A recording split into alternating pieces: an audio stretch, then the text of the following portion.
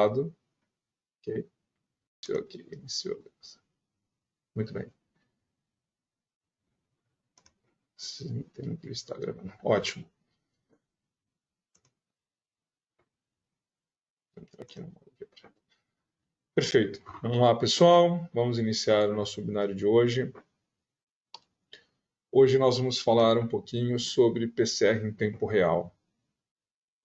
Mais do que só apresentar, fazer uma apresentação básica do que é a técnica, nós vamos mostrar ele num contexto, qual a importância do PCR em tempo real hoje, o que é um PCR em tempo real, algumas aplicações que tornaram-se notórias, especialmente nessa época recente de pandemia. Tá? A ideia é trazer um conhecimento básico, gerar uma apresentação da técnica e falar um pouquinho de alguns aspectos mais atuais. Ok? Então, muitos de vocês já devem ter ouvido falar. Se não ouviram falar em PCR em tempo real, certamente devem ter ouvido falar em PCR. E PCR em tempo real é nada mais que uma variante do PCR. Mas justamente por isso eu vou passar a explicar os passos iniciais básicos do PCR, chegando ao PCR em tempo real. Então vamos lá. Hoje em dia, especialmente com a pandemia, ficou notório a palavra PCR ou qPCR, PCR em tempo real, em função da Covid-19.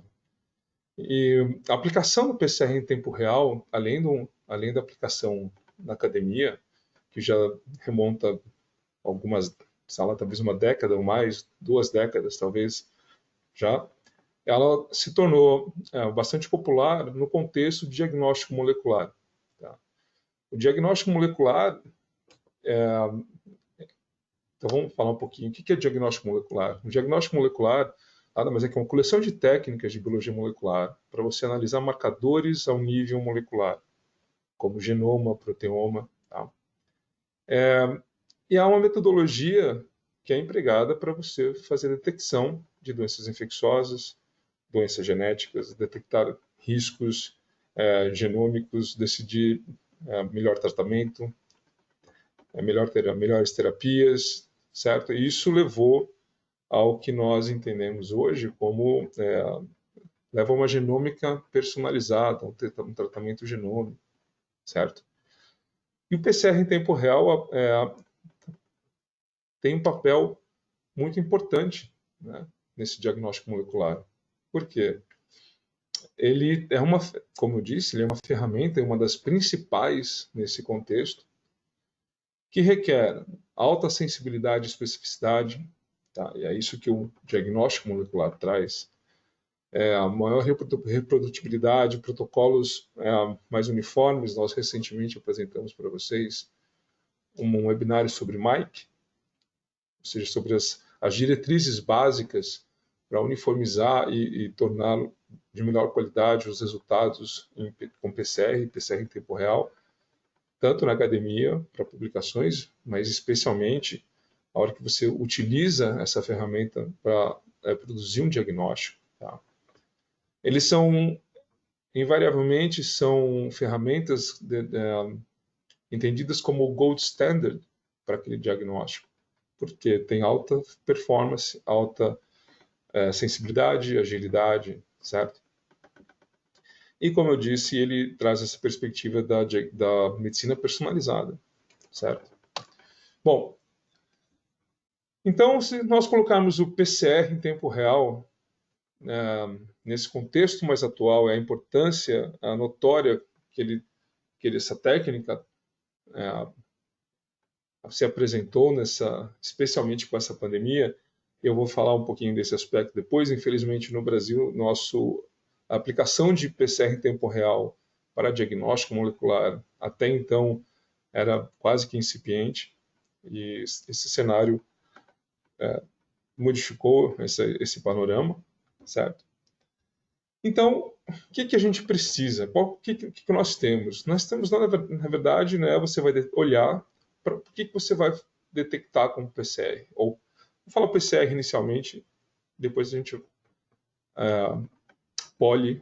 para o PCR em tempo real. Você tem um cenário onde você tem uma célula eucariótica, ou a sua célula hospedeira, células procarióticas, partículas virais, isso ninguém mais ignora atualmente, certo? E o que nós queremos? Nada mais do que analisar, detectar uma parte ou a presença do genoma desses organismos. Então, eles vão se compor numa mistura. Se você vai detectar um organismo infeccioso, seja uma bactéria, um vírus, ou você vai detectar uma parte, você quer detectar a presença, analisar um seu genoma. Pessoal, por gentileza, quem tiver com o microfone aberto, pode fazer a gentileza de fechar, por favor. Obrigado. Vamos lá. Então, você tem um cenário que nós vemos nessa figura, por exemplo. Aqui você vai ter células eucarióticas, por exemplo. Tá? E o que você vai fazer? A gente vai obter essa amostra por diferentes maneiras, seja por que também está muito em voga, né, um swab, análise de saliva, ou mais comumente através da coleta de sangue. E qual é o objetivo? O objetivo é você pegar essa amostra biológica, esse pool de células, fazer a lise dessas células, a separação, a extração e separação do DNA e, enfim, investigar o DNA de interesse. Repito, seja a presença, ausência ou análise qualitativa, quantitativa de fragmentos, genes, ou aí as variáveis são enormes, né? Então, não tem como nós não falarmos de PCR sem entender o processo como um todo, certo? E o processo, como mostramos aqui, inicia-se com uma amostra biológica que precisa ser coletada, e aí já vem um primeiro inserto, onde essa amostra precisa ser coletada de maneira adequada, com qualidade, permitindo a preservação dessa amostra, em última instância, ao seu DNA ou RNA, que quer se analisar, certo? Então, aqui nós já temos uma série de observações, cuidados, né, o tratamento da amostra, a preparação da amostra, é um webinário por si só. Mas é importante deixar claro aqui que quanto mais você preserva a sua amostra, coleta adequadamente, usa os reagentes para preservação ou que impeçam a degradação, especialmente de RNA, mas também de DNA, certo? Você tem uma amostra mais representativa, mais rica e, portanto, vai facilitar o diagnóstico, certo? Com essa amostra biológica, nós vamos fazer uma extração do DNA ou RNA. E aqui é uma ilustração bastante simples para contextualizar. Uma extração, você vai, aqui no método mais canônico, antigo, certo? Você vai fazer a dissecção, a trituração ou a digestão dessa sua amostra, seja tecido ou células, vai lisar as células, que vão liberar todos os compartimentos, inclusive as organelas, né? A célula vai se romper e você vai liberar o material genético, DNA e RNA. Aqui você vai passar a sua amostra por uma coluna de sílica, isso vai fazer com que você separe o seu DNA, ele fique retido na sua membrana, você lava e elui, obtendo um DNA, um material genético purificado. E isso é simples, acontece em função de uma ligação, de uma avidez dessa membrana de sílica, as moléculas de DNA. Então, atualmente isso é muito comum, as purificações em coluninhas com membrana de sílica, isso é feito em centrífuga, tá? Bastante comum, mas também ganhou uma proporção maior nesse momento a purificação por beads magnéticos. Nada mais é do que um processo como esse, só que aqui, ao invés de você ter uma membrana de sílica, você vai ter beads que vão ter afinidade parecido, né, com o que nós temos aqui, mas vão ter uma avidez por ligação a ácido nucleico. O processo é o mesmo, você vai lisar suas células, Só que na separação, ao invés de você centrifugar, reter o seu material genético aqui na membrana de sílica, você vai reter, você vai precipitar esse material genético ligado aos bits magnéticos na presença de um magneto, de um ímã, e eluir o restante, os debris e tudo mais. E você elui o seu material genético purificado. Então, nada mais é do que um processo desse, só que ao invés de uma centrífuga, a gente vai separar por magnetismo. E isso traz uma grande vantagem, que é a possibilidade de automação. Tá? Então, especialmente para quem começa a trabalhar com high throughput, larga escala, e repito, notoriamente na época atual, onde nós felizmente passamos a usar o diagnóstico molecular em maior escala, então esse processo tornou-se muito mais popular, portanto a automação é mais presente em vários laboratórios. Aqui só para exemplificar para vocês, né, esse processo de purificação que eu comentei, existem hoje ferramentas que permitem você fazer copurificação, tanto de você extrair toda uma fração contendo DNA e RNA, bem como a partir de uma mesma purificação você separar fração de DNA e fração de RNA numa mesma extração. Tá? E isso é realmente bastante interessante e favorece muito quando você tem múltiplos processos em paralelo e você precisa detectar simultaneamente ambos a partir de uma mesma amostra. Tá? Nós dispomos de reagentes e kits que permitem essa separação em paralelo. Então, fica a informação. Isso é absolutamente possível atualmente. Muito bem. Então, agora, o que nós temos? Nós extraímos daquele pool de células, nós extraímos o material genético, correto? Então, vamos imaginar que cada pontinho preto desse, cada barrinha dessa, indique a presença de um genoma das células presentes naquele pool. E aqui você tem diferentes alvos nesse genoma, por exemplo, ou talvez diferentes organismos infecciosos, bactérias ou vírus, que você quer detectar nesse pool de células. Então, se nós olharmos aqui, invariavelmente eles estão em pequena representatividade, pequena quantidade. Portanto, muito difícil de visualizar, certo? E o que o PCR vai fazer? Ele é uma ferramenta que vai permitir ver aquilo que está escondido nesse pool de moléculas de DNA ou de RNA, ou nesse pool de células, certo? Intuitivamente, é basicamente isso que nós vamos fazer com o PCR. E como? Assim, ou seja, você vai colocar uma lupa, e essa lupa vai ser justamente a ferramenta do PCR, que vai permitir com que agora, caso a sua molécula-alvo seja vermelha, ela vai ganhar uma proporção muito maior e você vai poder vê-la naquele pool, certo? Agora ela é visível, ela é detectável. Bastante simples, muito intuitivo, mas às vezes a gente precisa ter um pouco essa perspectiva. O que a gente vai fazer? O que essa técnica traz? Essa lupa, certo? Que permite passarmos disso para uma situação assim. Bem lúdico esse desenho, né, pessoal? Muito simples, mas é bom para a gente não perder de perspectiva o que está acontecendo de fato aí. Então vamos lá. E como a gente vai fazer isso? Quem vai fazer essa mágica? Quem é essa lupa? É a técnica de PCR. E o que é PCR? Eu vou passar um vídeo breve aqui para vocês.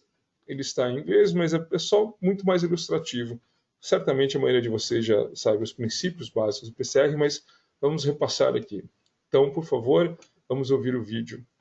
Polymerase chain reaction, or PCR, enables researchers to produce millions of copies of a specific DNA sequence in approximately 1 to 2 hours. This automated process bypasses the need to use bacteria for amplifying DNA. Cycle 1. A PCR reaction starts with a denaturing step, Samples are heated to 94 to 96 degrees Celsius for 30 seconds or more to denature the target DNA. Next, the temperature is lowered to 50 to 65 degrees Celsius for 30 seconds or more. This allows the left and right primers to anneal to their complementary sequences. The primers are designed to bracket the DNA region to be amplified. The temperature is raised to 72 degrees Celsius for 30 seconds or more. This allows Taq polymerase to bind at each priming site and extend or synthesize a new DNA strand. Cycle 2. The temperature is raised to 94 to 96 degrees Celsius, denaturing the target DNA as in cycle 1. As before, the temperature cools to 50 to 65 degrees Celsius, allowing more primers to anneal. The temperature is again raised to 72 degrees Celsius. Taq polymerase binds to each priming site and synthesizes a new DNA strand. Cycle 3. In subsequent cycles, the process of denaturing, annealing, and extending are repeated to make additional DNA copies. After 3 cycles, the target sequence defined by the primers begins to accumulate. After 30 cycles, as many as 1 billion copies of the target sequence are produced from a single starting molecule.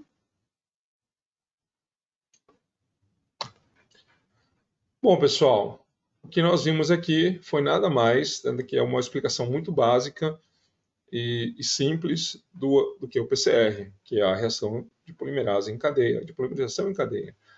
Ou seja, os passos básicos, você tem que denaturar o seu DNA, ligar os primers, amplificar e assim sucessivamente em vários ciclos, até que você torne aquela moléculazinha ou aquele fragmento do genoma que você quer detectar do seu alvo, que está aqui invisível, né? Você amplifica ele em milhões de cópias e torna-o visível. Tá? Então, aqui nós temos alguns conceitos básicos de PCR, que a gente pode citar brevemente, a importância do entendimento desses 3 ciclos, que são bastante simples. Mas, apesar de simples, existe uma série de conceitos por trás. Começando pelo tipo de polimerase que você vai usar, as Taq DNA polimerases. Qual tipo de Taq DNA polimerase eu vou usar? Certo? Qual a aplicação que eu tenho? Eu preciso de... Como é que eu vou fazer meu PCR? Como é que é o meu substrato? Ou seja, a região que eu quero amplificar. Eu preciso de alta fidelidade, eu preciso de quantidade. Eu preciso amplificar um amplicon longo, eu preciso que ela seja hot start, que é no caso do nosso PCR. Né? O PCR é importante para a precisão e sensibilidade dele, que ele seja, a enzima que você use seja hot start, e assim vai. Nós temos uma gama, aqui é um breve parênteses, mas nós temos um portfólio bastante completo de DNA polimerases na empresa, que estão à disposição de vocês e certamente elas são aplicáveis para suas necessidades específicas e podem tornar o processo muito mais eficiente. Voltando ao PCR, então nós fizemos isso, ao amplificar esse fragmento inúmeras vezes. Mas como que eu tenho essa especificidade? Como é que eu consigo amplificar em meio a esse pool de maneira específica apenas a sequência do meu interesse? E agora nós temos um outro conceito, o desenho dos primers, a similaridade à região que você quer amplificar. A gente vai falar um pouquinho daqui a pouco da qualidade dessa região, como você desenha algo bastante específico, certo? E é importante dizer que esses primers eles vão apresentar uma certa característica físico-química, e isso vai fazer com que eles se liguem e se desnaturem a uma temperatura muito particular, muito específica. E é importante esse entendimento até para você determinar qual que é a temperatura de anelamento do primer ao DNA para que haja amplificação. Então vamos lá. Funilando um pouquinho para a gente chegar no nosso PCR em tempo real, faz de conta que aqueles 5 fragmentos de diferentes cores que nós tínhamos no nosso pool, eles estão aqui representados em maior detalhe, mas eles não são 100% diferentes. Eles têm pequenas regiões de similaridade ou homosequencialidade, como se diz mais corretamente, certo? Então, peraí, eu quero amplificar esse genoma ou esse gene.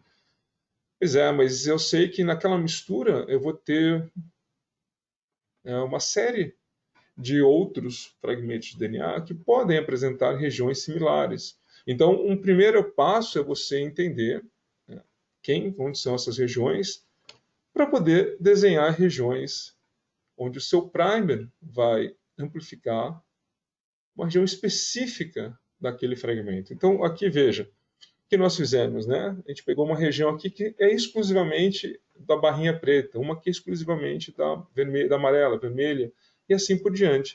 E a hora que a gente faz isso, você desenha esses primers contidos nessa região em roxo, e daí você vai amplificar de maneira exclusiva e representativa dessas regiões que você quer identificar ou analisar, certo? Então, o desenho desses primers no contexto da sequência específica, a região que você quer identificar, e a análise do tamanho e a composição deles para que você trabalhe numa temperatura de anelamento que permita ele ser amplificado com eficiência, é fundamental para a técnica de PCR, certo?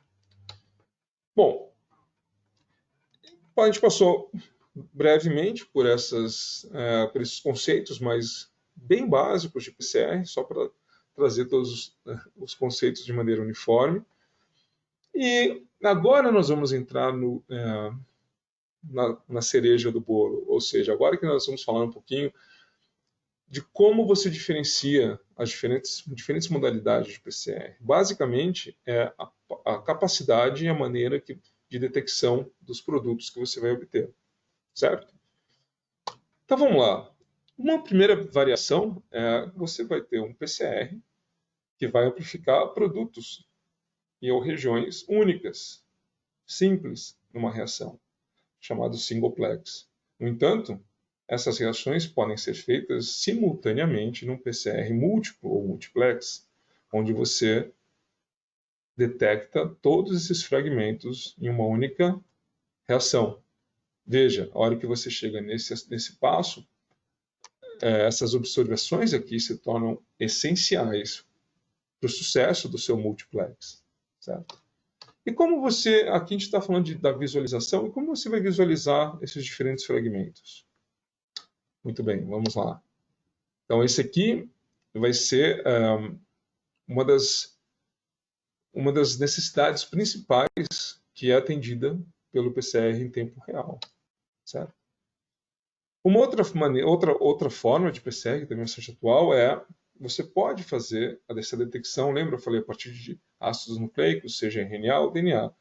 Sim, porque você pode detectar um RNA, agora fazendo uma reação na sequência, transformando esse RNA em cDNA e a partir daí fazendo a reação de PCR, certo? Isso você pode fazer separadamente, então a sua reação de transcriptase reversa e a sua reação de PCR, ou atualmente você tem os kits ou as reações de RT-PCR, ou seja, PCR ligado ou simultâneo num único passo à transcriptase reversa, ou seja, num único passo você amplifica e detecta o seu RNA de interesse, transformando ele em cDNA e na sequência amplificando a sequência-alvo num único passo. Tá? Então, como você visualiza esses produtos? Isso aqui é uma imagem bastante antiga, né? Bastante simples e presente na maioria dos laboratórios que fazem biologia molecular, que são os famosos e tradicionais géis de agarose, onde você vai separar seus fragmentos de DNA por tamanho, por peso molecular, do menor para o maior, a partir do polo negativo. Então, você colocar aqui as suas amostras, você vai correr e vai visualizá-los através de um intercalante, seja um brometritídeo, Cyber e suas variantes atuais. Você pode fazer isso de maneira mais precisa quando você precisa distinguir tamanhos mais próximos, você pode fazer essa separação num gel de poliacrilamida, num gel contínuo, certo? E mudar o tamanho desse poro, esse gel de acrilamida, tornando ainda mais uma peneira mais fina para você visualizar em mais detalhes pequenas diferenças de tamanho desse DNA, com o mesmo princípio de geodiagnose. Ou nós podemos começar a usar o PCR para introduzir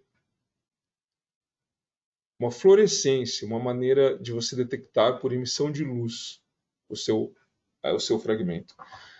E uma das maneiras mais antigas também, que isso começou a ser feito, é por eletroforese capilar, onde você vai amplificar, vai fazer seu PCR da mesma maneira, podendo fazer um singleplex ou um multiplex, dependendo da capacidade de detecção das diferentes comprimentos de onda que você detecta no seu equipamento, porque seu primer ele vai ter um fluoróforo ligado a ele, que vai emitir uma luz de acordo com o tipo de luz da estação, do comprimento de onda de estação e dos filtros que ele tem para detecção. Então, isso a gente ficou muito conhecido e comum com os sequenciadores. Então, aqui a gente vê, você vai analisar, você tem os seus fragmentos de PCR, só que agora eles estão marcados por um fluoróforo específico e você vai detectar por uma cor específica. FAN, X, ROX e assim vai, certo? O que vai estar limitado, repito, o seu multiplex vai estar limitado pelas cores que você consegue detectar. Aqui é um exemplo para genotipagem humana, onde nós fazemos até, sei lá, de 13 até 20 é possível fazer multiplex numa única reação e eles serem detectados num equipamento assim, certo? Só que a única coisa é que ele não é um PCR em tempo real, porque ou poderia até ser chamado, né, porque você consegue detectar a presença dos fragmentos quase que em tempo real. Bom, agora falando de tempo real propriamente dito, o que é o PCR em tempo real? Como o nome diz, é o PCR que você detecta conforme ele vai amplificando o seu fragmento. Ou seja, aquela reação que a gente viu o vídeo, né, de desnaturação, anelamento dos primers, polimerização e ciclos subsequentes, ele vai produzindo uma quantidade de fragmento amplificado, e essa quantidade você começa a observar a partir da emissão de luz. Eu vou mostrar como é que como é que é essa emissão de luz no PCR em tempo real e suas variantes, tá? Conforme ele vai aumentando o ciclo. Então, ele vai acumulando, e você começa a tornar visível aquela sequência-alvo através da emissão de luz, conforme os ciclos aumentam e o DNA é produzido, certo? Onde você obtém uma curva, e essa curva você vai, então, identificar e quantificar, inclusive, a sua molécula ou o seu gene-alvo, certo? Então, essa é a ideia. O PCR em tempo real, como eu disse, o princípio é exatamente o mesmo princípio de um PCR. Então, você entende o que é um PCR e a maneira de detectá-lo é que vai ser determinante na PCR em tempo real. Tá? Claro que existem variantes e diferenças específicas para um PCR em tempo real, porque você pode e deve amplificar regiões muito menores, então isso facilita bastante a amplificação, a rapidez desse PCR, certo? E mesmo assim ter uma detecção específica e abundante das moléculas que são formadas. Tá? Existem três tipos de marcação /sonda, ou seja, três tipos de visualização do PCR em tempo real de maneira genérica. A primeira são as sondas de hidrólise, que é a nossa famosa Tachman, os antigos Beacon, Scorpion, algumas pessoas ainda usam, mas basicamente a vedete aqui, sem dúvida, é a Tachman. as sondas de hibridização, que ainda também é muito usado, os light cyclers, e os agentes intercalantes, que aí é o mesmo princípio, basicamente, que nós usamos no seu gel de agarose, no seu gel de poliaclamida. Tá? Vamos falar um pouquinho dessas três maneiras de detecção e visualização do PCR em tempo real, para entender as diferentes formas. Muito bom. A primeira, mais simples técnica é o que é de cybergreen. O que é o cybergreen? É uma molécula fluorescente que vai se ligar ao DNA dupla fita, certo? Ao ligar-se ao DNA dupla fita, ele é excitado por luz e emite uma fluorescência. E dessa forma, aqui estão, por exemplo, as suas moléculas de cyber. Conforme o DNA dupla fita é formado, os intercalantes, ela é um intercalante, vai se ligando e ele vai se ligar de modo proporcional ao tamanho, portanto, indicando a quantidade. Quanto mais DNA dupla fita formado, maior a emissão de luz. E você vai detectar isso conforme passam os ciclos, através da imagem, da captação dessa fluorescência. Então aqui nós analisamos, não só ele vai detectar por fluorescência, então aqui você pode detectar diferentes moléculas também, não necessariamente apenas uma. Por quê? Cada fragmento desse formado, ele vai ter um tamanho. E, portanto, ele vai ter uma característica específica da qualidade, ou seja, da temperatura que ele vai se desnaturar, certo?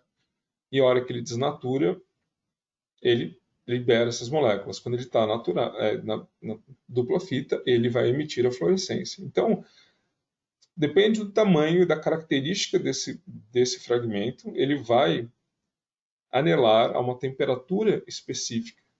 Então, se você tem diferentes fragmentos com diferentes tamanhos, você consegue, através de uma análise de H-Remedy, ou seja, de uma curva de melting, que nós chamamos, você vai analisar a especificidade do fragmento amplificado na sua reação e identificado por CyberGreen. Tá?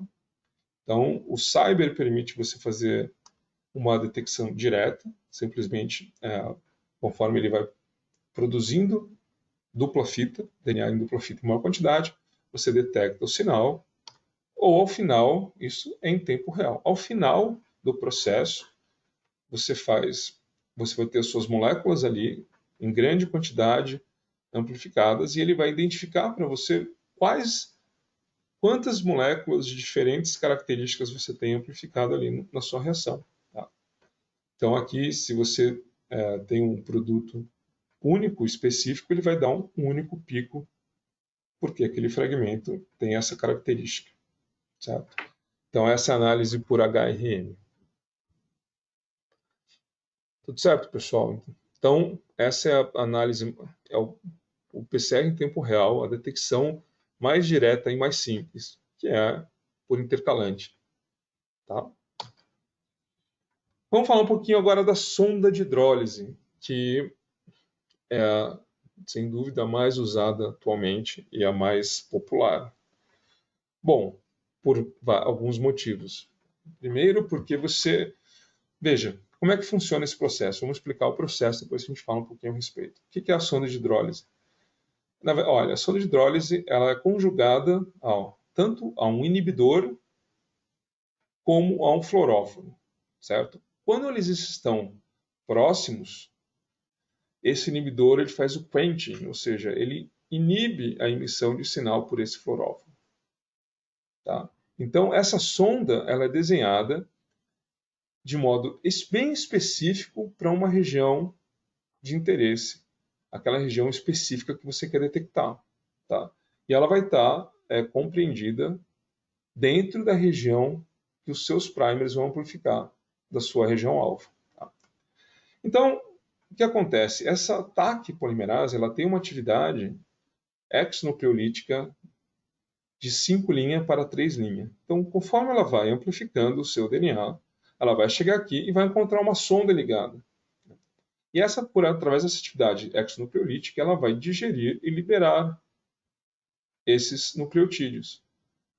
Conforme ela libera, né, esses nucleotídeos na sequência, você separa o inibidor do fluoróforo. E assim, na hora que ele é liberado, emite fluorescência.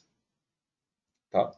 Então, conforme em outras palavras, assim que essa sonda ela é digerida pela atividade da TAC-DNA polimerase que está amplificando o seu fragmento, ela vai separar o inibidor do fluoróforo, permitindo que esse fluoróforo agora emita um sinal fluorescente que assim é detectado. Okay? Então, peraí, antes vou falar um pouquinho mais aqui. Quais são essas principais diferenças? Essas sondas, então aqui você tem um primeiro fator. Meu Deus, espera aí que meu mouse está falhando aqui. O primeiro fator de especificidade, que é comum a qualquer PCR, você vai amplificar uma região, certo? Para a qual você vai desenhar os primers. Lembra daquele diagrama que eu mostrei? Específicos, esses primers têm especificidade e similaridade a essa região específica. Só que não é isso que vai ser detectado. Então, é isso que vai ser amplificado. Então, é como se você adicionasse mais um nível de especificidade, porque além dessa que é trazida por essa amplificação específica, você também tem uma ligação específica da sua sonda a essa região. Tá? Vamos supor que esses primers eles amplifiquem uma outra região espúria fora dessa região correta. Ela não vai ser detectada, porque a sua sonda liga-se especificamente a essa região, certo? Então, essas regiões são menores, são 100 a 300 nucleotídeos, 150 a 300 normalmente, e essa sonda vai ter, depende da região, 20, 15, 30 nucleotídeos, e ela vai trazer esse nível adicional de especificidade. Então, conforme você amplifica, você libera esse sinal. Tá? Então, o PCR em tempo real, quando você usa o sistema de sondas de hidrólise, você ganha também a possibilidade de detectar e fazer aquelas reações multiplex e detectá-las simultaneamente através da presença de fluoróforos que emitem luz em diferentes comprimentos de onda. Isso vai ser limitado, basicamente, no seu ensaio multiplex, que quem já trabalhou com multiplex sabe que é uma arte, não necessariamente é óbvio e fácil desenhar uma reação multiplex, mas ele permite aqui a sua detecção dependendo da quantidade de canais de filtros que o seu equipamento possui, certo? Ou seja, aqui a gente consegue detectar em tempo real e detectar em tempo real uma reação multiplex. Quando nós fazemos o sequenciamento em eletroforese capilar, você vai detectar diferentes fragmentos de diferentes tamanhos para aquela cor, só que não é em tempo real. Só a reação de PCR vai acontecer e você vai correr isso no equipamento. Uma reação, ou seja, vai ter um processo adicional. Aqui você detecta conforme ele é amplificado. Aqui só para mostrar e registrar a existência desses outros tipos de detecção que agora são muito menos usadas, com os molecular beacons ou os scorpions, que na verdade são processos um pouquinho diferentes para a liberação e detecção desse sinal. As sondas elas vão se comportar de forma um pouquinho diferente, mas o princípio básico é o mesmo. Tá? E por último, vamos falar das sondas de hibridização, que é um processo um pouco mais parecido com o TACMA, só que você vai ter, aqui você tem duas moléculas, tá?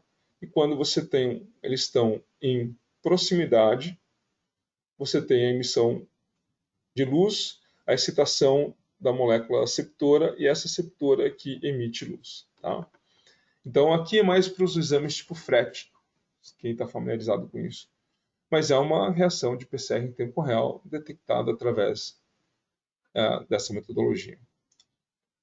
A gente podia falar bastante dessas tecnologias adicionais, mas aqui é só para exemplificar e para registrar que são essas possibilidades. Vamos nos deter mais ao mais atual e mais abundante hoje em dia, que é a tecnologia de hidrólise. Então, por fim, uma característica muito importante, né? Como que você analisa esse sinal? Então, veja, nós sabemos que um PCR ele começa a amplificar a sua quantidade, né, de DNA, e ele vai ter uma fase basal, ou seja, quando ele começa a produzir de maneira não linear, tá? Daí ele vai entrar numa fase exponencial e vai atingir o platô.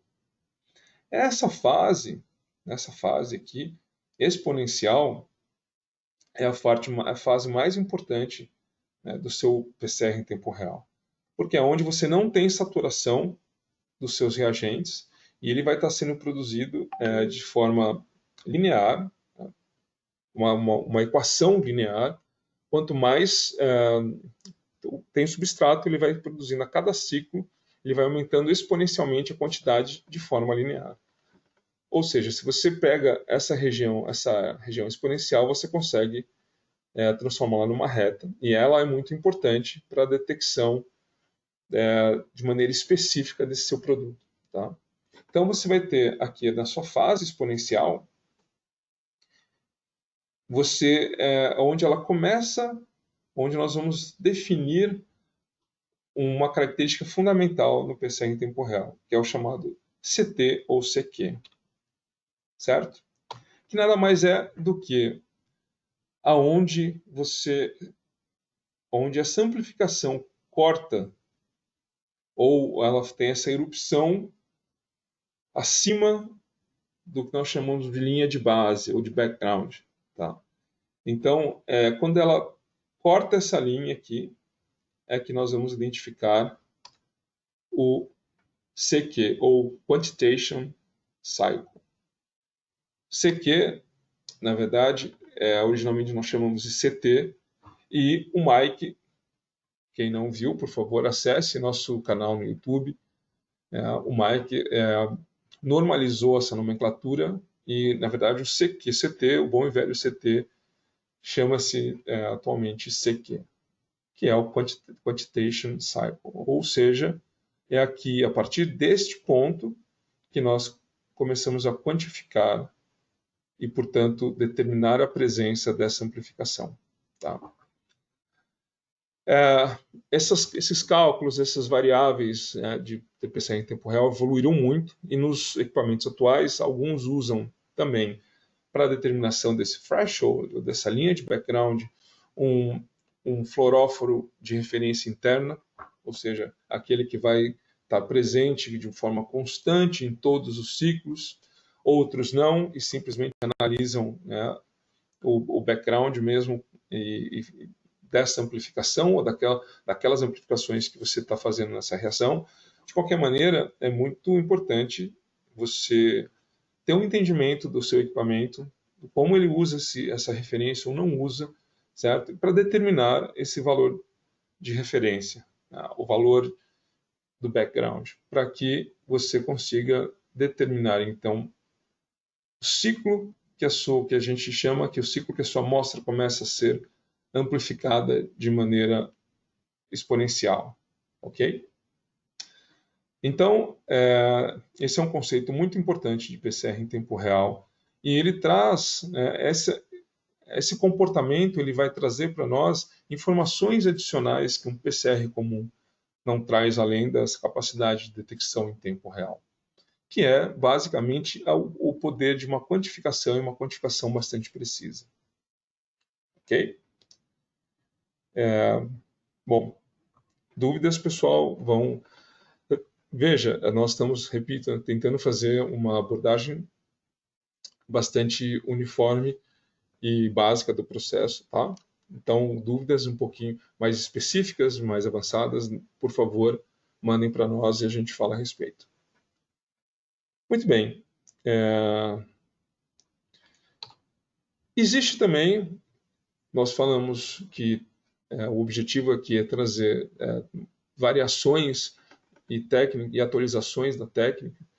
Atualmente também está sendo muito utilizado a técnica de LAMP, que é uma variante do PCR. Por quê? É uma amplificação isotérmica, Loop Mediated Isothermal Amplification. Tá? É um PCR que você amplifica a temperatura constante. Nós podemos falar disso mais para frente, mas em outro webinário. Mas isso vem sendo muito utilizado, inclusive e especialmente para diagnóstico de doenças infecciosas. Já é bastante difundido para malária, zika, tuberculose, inclusive está sendo usado também para COVID. Okay? Ela, apesar de você não ter necessidade de um termociclador, você faz isso a temperatura constante, mas em compensação é muito mais difícil fazer um multiplex com essa técnica, mas é uma técnica que você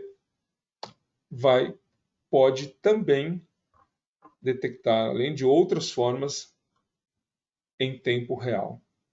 Okay? Por enquanto, só no formato de singleplex. Mas aqui você vê, por exemplo, detecções de amostras de COVID, ou seja, a detecção da presença do vírus, então detectadas em tempo real através da tecnologia de LAMP. Ela pode ser detectada de maneira colorimétrica ou foi adaptada para um multiplex, colocando junto a metodologia do PCR mais imunensaios, tá? Mas isso é uma outra história. O importante é que nós sabemos que, através dessa técnica, também pode ser detectada em tempo real. Bom, para finalizar, nós falamos bem brevemente o que é o PCR, portanto, criando a base para o entendimento do PCR em tempo real. O PCR em tempo real é uma vertente, uma variante que você detecta de maneira em tempo real, de fato, mas também traz outras características muito interessantes e importantes, como especialmente a quantificação de maneira bastante precisa e sensível. E essas características são muito importantes para o diagnóstico molecular, que tem um impacto muito grande no mundo atual. Ou seja, não só no mundo acadêmico, onde isso é uma técnica, é uma ferramenta de biologia molecular já bastante difundida e antiga, podemos dizer, nos anos de hoje, mas para o diagnóstico molecular, que tem um impacto muito grande na economia e na saúde mundial, certo? É uma técnica que no Brasil está começando a ser usada, mas no mundo inteiro ela já é amplamente utilizada. E aqui, só para exemplificar para vocês, olha só, nós estamos falando de uma técnica e do impacto dessa técnica. Nós mostramos um pouquinho o que é o impacto na parte científica, na parte técnica, o que ela traz de novidade, de possibilidades, mas se a gente falar de economia e de saúde, né, no nível mundial, veja, por exemplo, a gente está falando que a Organização Mundial da Saúde diz que 1/3 dos cânceres podem ser curados e detectados, e o PCR em tempo real tem um papel muito central no diagnóstico molecular de câncer. Tá? O mercado global de diagnóstico molecular, até o 2027, espera-se que envolvimento mais de quase 15 bilhões de dólares. Tá? O principal player aqui é o mercado americano, sem dúvida alguma. Tá? Mas, de maneira geral, global, né, nós temos, olha só, uma movimentação muito grande de recursos. Então, impacta a economia mundial, o desempenho e o uso do diagnóstico molecular. Aqui, só para exemplificar ainda mais, vejam, isso aqui são os gastos, né, com reagentes e técnicas de biologia molecular usadas para diagnóstico molecular no mundo e nos Estados Unidos. E aqui PCR, lê-se PCR em tempo real. Então, esses valores são muito significativos, né, pessoal? Então, dá para notar que não só traz um ganho técnico-científico muito grande, mas é muito importante para a economia do país, a economia mundial. No Brasil, somente em 2014, o SUS incorporou o diagnóstico molecular. Tá? E, obviamente, o câncer está entre as principais, a detecção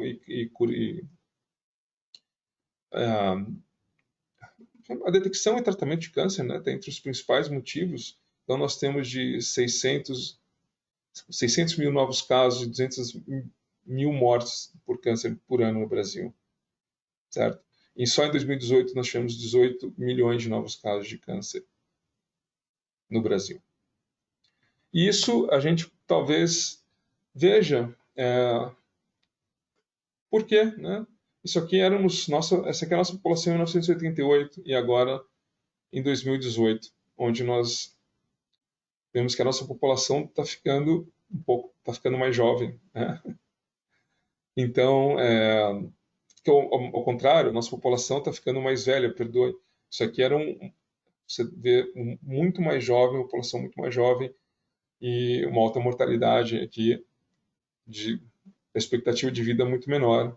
Aqui nós vemos que nossa população envelheceu e, sem dúvida nenhuma, a hora que você tem uma população que envelhece, a incidência e prevalência de câncer não pode ser ignorada. E nesse contexto, o diagnóstico molecular é cada vez mais importante. E se o diagnóstico molecular é importante, o PCR em tempo real tem um papel fundamental e absolutamente prevalente nesse diagnóstico. Certo? Então, era isso que eu queria mostrar para vocês hoje, dar esse overview de maneira bastante simples, tá? Mas trazendo um pouquinho a perspectiva dessas técnicas mais atuais e o impacto dessa importante ferramenta para nós. Okay? Nós, em nome da Synapse, eu agradeço a atenção de vocês. Nós estamos presentes nas redes sociais. Por favor, nos contactem através delas. Esses vídeos, bem como esse de hoje, esses webinários, serão disponibilizados, já estão, e esse será disponibilizado no nosso canal no YouTube. Sintam-se à vontade para mandar perguntas, dúvidas. Nós temos reagentes que podem ajudar vocês no trabalho, na pesquisa, no diagnóstico, em quase todos esses aspectos, nos aspectos de extração de PCR em tempo real, não temos equipamentos para PCR em tempo real, mas os reagentes, nós temos um portfólio bastante diversificado de TAC, DNA polimerases, kits de PCR, kits de PCR em tempo real, kits de extração de DNA e RNA. Ok? Dúvidas? Estamos à disposição, pessoal.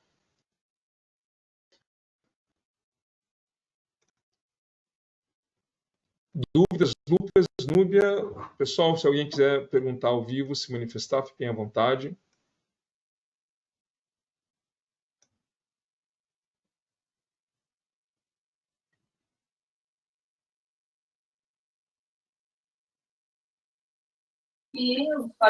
Douglas, Oi. Bom dia. Tem aqui uma dúvida aqui do Gustavo. Quer ver? Tem antes aqui Emerson. Aqui não aparece o nome inteiro do Emerson, mas fala. Qual o significado da eficiência do primer? Quais os fatores que podem levar a uma baixa eficiência, mesmo o primer funcionando bem numa amplificação de PCR convencional? E os produtos visualizados em gel e em agarose? Como posso resolver a baixa eficiência usando o Cyber? Tá aí, pergunta de Emerson. Então vamos lá, Emerson. Essa é uma pergunta deliciosa, né? Dá para a gente falar algumas horas a respeito disso, mas vamos tentar focar aqui e, entender que o seu primer ele tem que ter uma sequência de região que você quer amplificar. Você tem que entender qual o contexto dessa sequência. Muitas vezes ela está inserida numa região de alta quantidade de ou numa região onde a topologia, né, do seu DNA genômico ao redor dela não favorece a amplificação. Então, primeira coisa, você tem que entender um pouquinho o seu DNA, a sua fonte, né, o seu input, a partir da onde você vai amplificar o seu produto, o seu alvo. Além disso, as condições da sua reação de PCR, uma série de fatores impactam aí. Desde da presença e a quantidade de magnésio, o tipo de intercalante que você vai usar, o tamanho do primer. Então, e nisso, o cálculo do TM, ou seja, a temperatura de melting que você vai usar na sua reação, ela varia bastante. Então, você não pode ignorar o sal, a qualidade do tampão, a presença de que tipo de cátions você tem ali, né? Então, é uma importância muito grande. O magnésio e a enzima que você vai usar. Essa composição toda, ela tem que estar harmônica. Então, você começa entendendo o DNA original que você vai amplificar, certo? Como que é a qualidade desse seu primer, qual a enzima que você vai usar e qual, nessas condições iniciais, qual o TM mais adequado para aquele primer. O pessoal muitas vezes esquece de considerar o cálculo do TM. Então, quer dizer, então esse novo vai ser o stand, vai ser um stand igual. Não esqueça, e aí eu vou colocar a quantidade.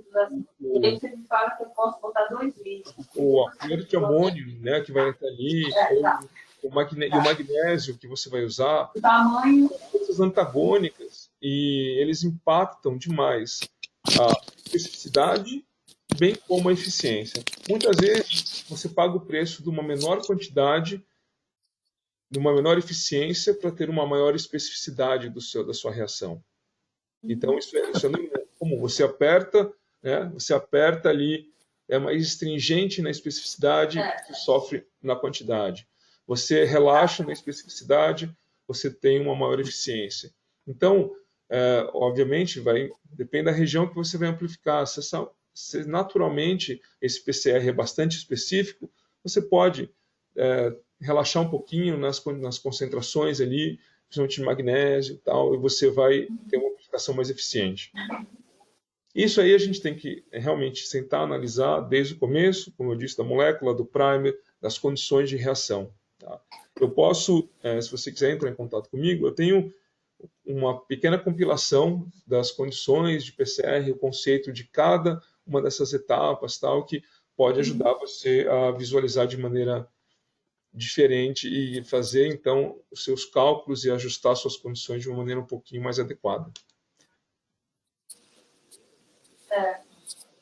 Então eu vou dar um texto para ela, ela vai falar. É alguém, é uma pessoa, eu vou ter que bancar a gravação? Ela não fala. Gustavo, aqui, como se faz o cálculo de eficiência do Cyber? Não tem cálculo, né? Você vai ver, bom, você vai detectar isso empiricamente, tá? Então,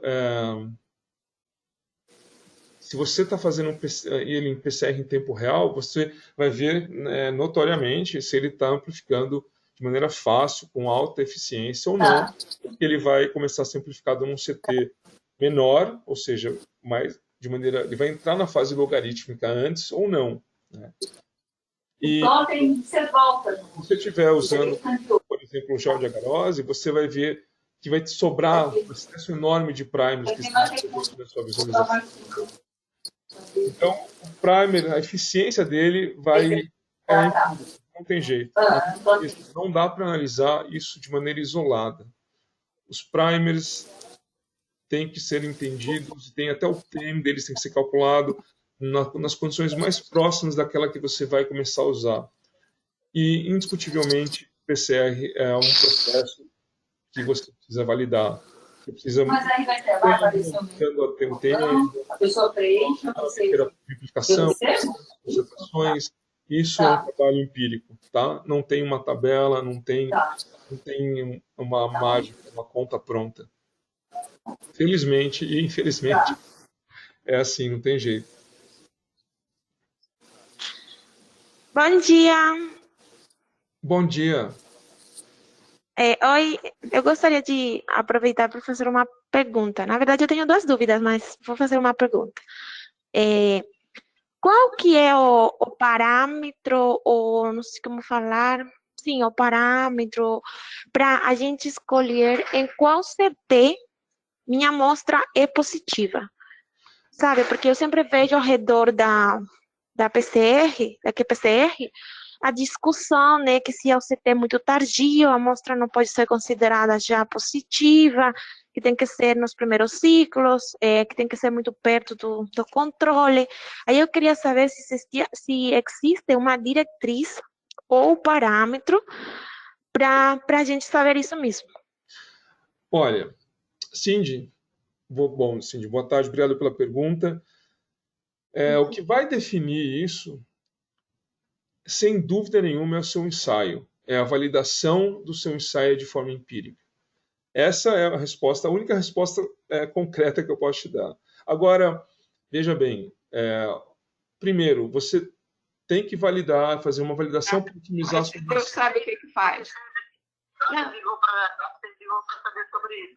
Não, para falar sobre isso, também para falar que você, como faz parte da comissão, você já está tendo comentário do plano de saúde? Eu estou preocupada com o plano de saúde, não está, não? Alô? Não, tem pessoas com o microfone aberto, aí está interferindo. Por gentileza, quem tiver com o microfone aberto, nesse momento só desligue para a gente poder ouvir a Cindy, e na próxima vocês podem abrir e fazer a pergunta à vontade. Bom, vamos lá. Então, primeira coisa que você tem que fazer é validar a sua reação para que ela esteja otimizada, certo? Uma vez ela esteja otimizada, ou seja, ela está da maneira mais eficiente possível, você vai colocar todas elas ali, você fazer elas simultâneas no seu PCR em tempo real, e você vai ter que, primeiro, se você usa uma referência interna, por exemplo, um ROX para referência interna, senão você vai ter que, o programa ajuda muito, você vai ter que analisar com calma e você vai ter que determinar isso, qual que é o background aceitável para você, ou seja, aquela linha de threshold. Normalmente, os softwares atuais ajudam muito nisso e fazem isso para você. Então, você mexe um pouquinho nos parâmetros, tanto com ou sem uma referência interna, tá? Definido esse threshold, que é onde você se sente confortável, onde você fala assim, olha, aqui tá bom, aqui eu considero que eu estou amplificando acima do meu background. Tá? A partir daí, a variação tem que ser, eu acho, que tem que fazer... E tem muita gente quando tem marido, né, que trabalha como você, pessoal, e eu acho que não vai querer... Oi, licença, desculpa. Você, como mediador, você consegue silenciar a pessoa que está falando simultaneamente? Tá certo.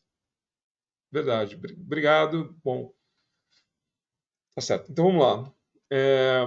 O que você pode fazer, o que deve ser feito, é uma análise em função da quantidade de amostra. Você vai precisar ter um N ali para ver de maneira concreta e determinar o que é positivo, o que é negativo, o que é duvidoso. Tá? Claro, quanto mais alto o CT que você amplifica, significa que a sua amplificação ela é mais sutil, ela está sendo mais difícil de obter, ou você tem uma quantidade muito pequena, certo? Então, o ideal seria fazer tipo um spike com um controle e ver com quantidades qual que é o limite, o LOD do seu ensaio, certo? Onde você começa a detectar uma quantidade que já é duvidosa. Tá? Isso você faz na sua validação.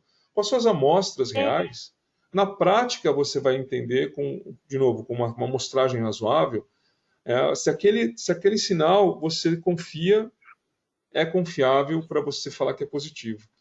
Na prática que você vai... na prática somada a uma validação bastante criteriosa, né, dos parâmetros de detecção, e especialmente usando um artifício, se você está trabalhando com amostra, com extração, vai colocando um spike ali e quantificando, em ver, tipo, se você tem um genoma viral, 2, 5, 10, como ele se comporta nas suas condições de reação em tempo real. Tá? Então, isso é assim que você vai ter que fazer. Isso aí é aquilo que vai te dar segurança. Por isso que normalmente as pessoas fazem o positivo, o negativo, e tem uma região ali que vai ser o duvidoso. Ou seja, aquela que você vai ter que repetir a sua extração ou repetir a sua amplificação. Mas é que, assim, eu não tô falando da intensidade, tipo, da curva, né? Eu tô falando, assim, porque uma experiência que eu teve aqui, na pandemia mesmo, sabe? Tipo, porque como tinha esse negócio de estar mudando constantemente de kit, né? Sim, Aí, cada kit estabelecia um CT, assim, eu tô falando que tinha amostras que a curva era normal, bonita, né? Uma curva normal de QPCR com uma intensidade bem alta, só que o CT era bem tardio, tipo 38, 37 ciclos, né? certo. E aí, eu tava acostumada a trabalhar com CT muito mais pequenos, né, menores. Entendi. Mas Não, o kit perfeitamente. estabelecia. O que acontece, Cindy, é que o kit, como você disse, os kits eles vão sugerir um CT para você de uma maneira segura, tá? Lembre, se você está fazendo usando um kit IVD que é certificado, que é regulamentado para diagnóstico, você vai seguir aquele CT e pronto, certo? Se você está fazendo usando um kit RUO, ou seja, Research Use Only, ou seja, você está usando uma ferramenta para validar o seu ensaio in-house, correto? Então, o kit ele vai te dar, falar, olha, o meu LOD é tanto e ele deve ser detectado em tal CT, correto? Bom, repito, isso aí é para segurança, ou segurança do kit. Agora, quem vai determinar isso e nas suas mãos, no seu equipamento, no seu laboratório, quem vai determinar isso é você. Por isso que ele é um ensaio in-house, certo? Não esqueça-se disso. E você vai ter maior precisão ou maior segurança dessa decisão em função da sua validação, do processo de validação que você fez, ok? Agora, o kit vai te dar uma indicação. Só você e a sua validação é que vão determinar com precisão qual que é o CT que você confia. Não tem jeito, né? Você vai ter, é você que está manipulando, você monta as reações, a calibração do seu equipamento, o seu tipo de amostra. Então, infelizmente, isso eu sugiro, pessoal, que vocês visitem o nosso webinário de Mike, que pode ajudar a dar diretrizes um pouco mais específicas para você entender como acomodar algum desses problemas, ou como tornar eles palatável para que todos aceitem a sua decisão dos seus cálculos e da qualidade do seu diagnóstico. Ô Douglas, o Alex falando. Fala, Alex. Eu posso só dar uma observação aqui para a Cindy, por Sem gentileza? dúvida, por favor. Sim, tudo bom? Sou o Alexander, também trabalho na Sinapse. Uma coisa que você estava comentando aí sobre que você estava trabalhando num CT um pouco mais baixo e alguns kits deram um CT um pouco mais alto, isso também tem uma influência na sensibilidade do seu kit. Né? Às vezes você tem um kit que tem uma sensibilidade, que às vezes que tem uns reagentes, onde que essa sensibilidade é um pouco maior, e tem alguns kits que tem uma sensibilidade um pouco menor, tá? Isso é comum entre alguns kits. A Synapse também trabalha com alguns kits de COVID já pronto, que alguns deles têm um pouco mais de sensibilidade. Ele consegue detectar valores mais baixos e outros com valores mais altos de quantidade de COVID. Mas normalmente o que vai dar, na verdade, né? Se um CT menor ou um CT maior, é a quantidade de RNA que você vai ter no início. Quanto mais RNA você tiver no início, mais cedo vai sair a sua curva. Quanto menos RNA você tiver, mais tardio vai ser a sua curva, tá? Isso é uma coisa bem básica, como ele explicou no PCR. Mas a sensibilidade do kit, isso é muito importante. Quando você lê a bula do kit, ele fala lá para você, olha, a sensibilidade dele de X cópias por microlitro de detecção mínima. Então, tem alguns kits que realmente são muito mais sensíveis, por isso você vai ter aí uma saída talvez um pouco mais antes, e uns kits um pouco menos sensíveis, geralmente são kits um pouco mais baratos, onde os reagentes que utilizam para fazer essa detecção não são tão bons, e com isso a sensibilidade dele acaba diminuindo. Deu para entender um pouco? Ou... Pois é, Cindy, eu não sei se você ainda está logada, mas realmente isso precisa ser determinado empiricamente. Essa é a vantagem e a desvantagem de você fazer um diagnóstico in-house. Tá? Quanto melhores são as condições da sua reação, melhor é a qualidade da sua amostra, mais precisa foi feita a sua validação. Isso é muito importante, muito importante. Tá? Fica aqui a nota que tem muita gente, infelizmente, ainda com práticas que não são as mais adequadas. Nós precisamos, para fazer diagnóstico molecular, principalmente para diagnóstico, a validação do processo tem que ser muito bem feita, muito delicada e muito precisa, para que você tenha confiabilidade, né, justamente nesses cenários mais duvidosos. Você fazer essa determinação, e aí sim você vai pegar amostras positivas, amostras sabidamente negativas, vai usar o artifício de fazer um spike e vai determinar a qualidade e a precisão do seu ensaio nas suas mãos, nas suas condições de laboratório. Okay? Muito importante isso, muito importante. O kit vai indicar a capacidade que ele garante, certo? Mas agora você tem que ver isso nas suas mãos, nas condições que você faz. Pessoal, mas eu acho que só, com licença aqui, só completando mesmo essa questão, Antônio Viana falando. Como assim, eu trabalhei com pesquisa em universidade e a gente vê assim, diferença muito com relação à qualidade do material, né? Então, dos reagentes, né, que a gente usa. Então, isso varia demais, né, quando se tem essa questão desses ensaios que têm uma sensibilidade maior. Então, quanto melhor a qualidade do reagente, né, como falou aí antes, melhor seriam os resultados, né? Você tem uma confiabilidade maior. Você vê muita diferença. Assim. Sem dúvida trabalha assim. Claro, absolutamente. Mas e por isso que melhor o reagente ou pior o reagente vai facilitar o seu processo de validação e a sensibilidade do seu ensaio. Né? O reagente pior, você vai partir de um patamar diferente, certo? Mas o reagente pode ser o melhor possível e permitir você atingir tal sensibilidade. Se você não validar e ajustar as condições e, de fato, você conseguir observar essa sensibilidade, o kit pode falar o que for, né? Tem que ver exatamente o que você consegue no seu operacional.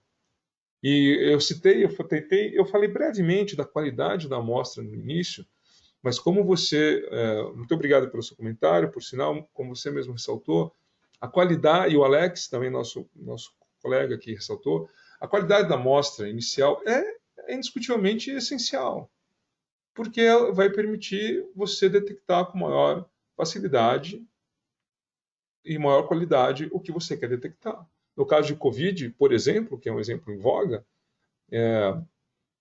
muitas vezes nós vimos amostras sendo armazenadas de maneira inadequada ou em solução inadequada. Existem os VTMs hoje em dia, nós temos uma solução para preservação de amostra excelente e que faz muita diferença na preservação do material genético, seja ele RNA, principalmente, ou DNA. Então, se você armazena a sua amostra de maneira inadequada, você pode falar, poxa, eu tinha aqui 1 milhão de células, mas elas estão todas degradadas, entendeu? E você deixou uma semana a temperatura ambiente e o seu RNA não existe mais. Você pode ter uma célula e conseguir detectar, entendeu?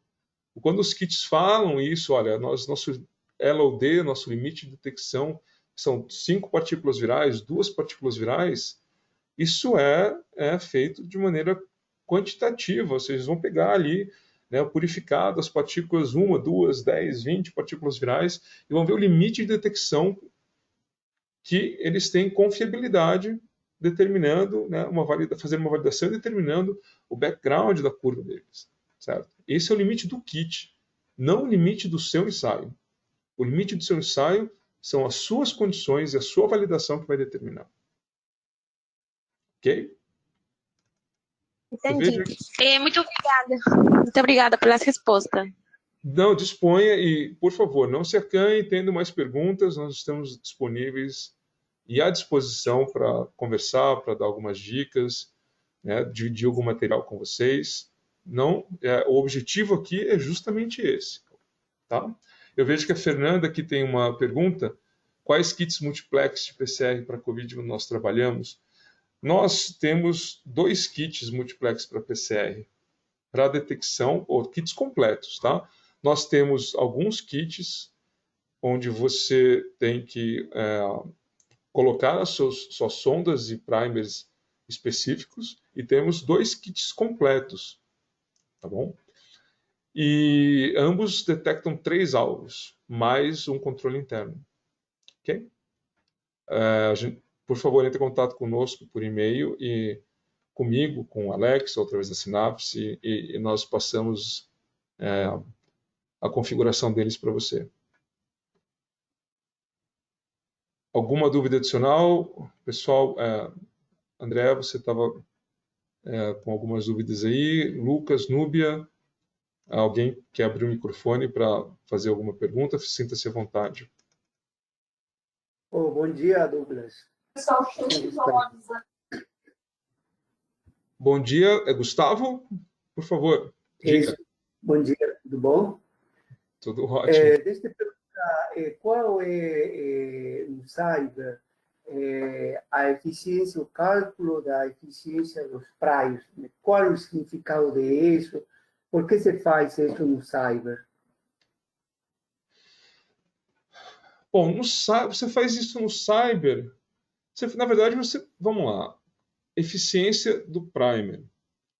Bom, assim, Gustavo, eu diria de maneira um pouco diferente. Tá? Eu acho que você pode ajustar as características do primer às suas condições experimentais para que o seu PCR seja mais eficiente.